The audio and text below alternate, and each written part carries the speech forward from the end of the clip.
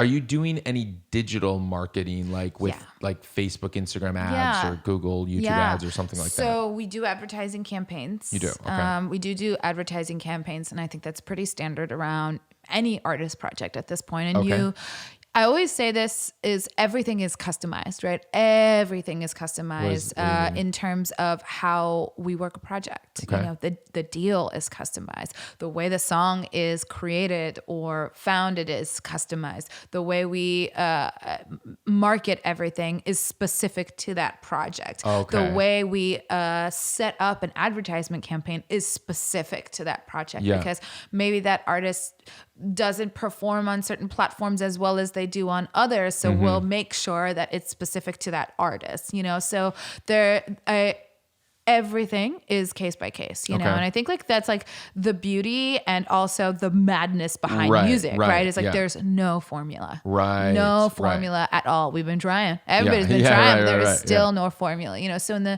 we run an advertising campaign. We make it specific to the artist. We figure out, okay, like where do you get the most engagement? Where do you get the most bang for your buck? You know, when it comes to doing advertising, what do we want to push out? You know, you want to make sure that you're pushing out to all of the platforms evenly. Yeah.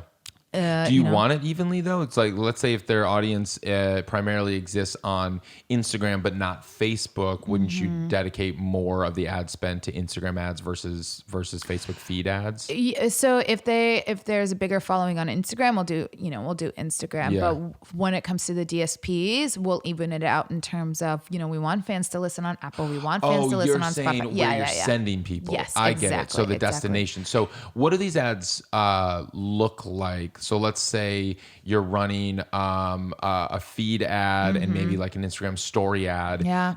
For a story ad, they're going to swipe up. What happens next? Where does it go? So you basically, when you're setting up the campaigns, you provide everything, right? Sure. So you're providing them what links you want them to. Yep. So generally, when you're providing it to the DSPs, you're going to say, okay, half are going to go to this direct Spotify link, half are going to go to this direct Apple link. So they're the listening links, because you want them to do very little work to get them where you want them to go. So you're not sending them to a landing page with all the DSPs there to click, because that's an extra click. It's an extra click, and they won't go the extra step. So so there's less click-through rates if you send them to a main landing page as opposed to direct. The more choices they have, they less likely to take it. Exactly. I think the most we use those is, you know, if we're adding them to press release, if the artist is putting it in the bio of their profile and or a link tree. You know, I think link trees are great because then you can also add like random media links or other things that they have going on.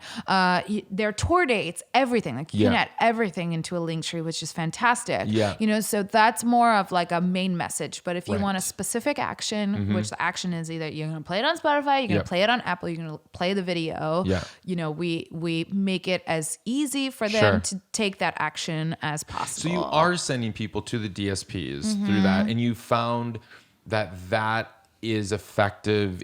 Where we're at right now, what would you say is the most effective platform for ads? Is it Instagram ads, Facebook, Snapchat, TikTok, YouTube? Like, where would you say you devote the most ad spend like right now? I would say Instagram stories is the no-brainer.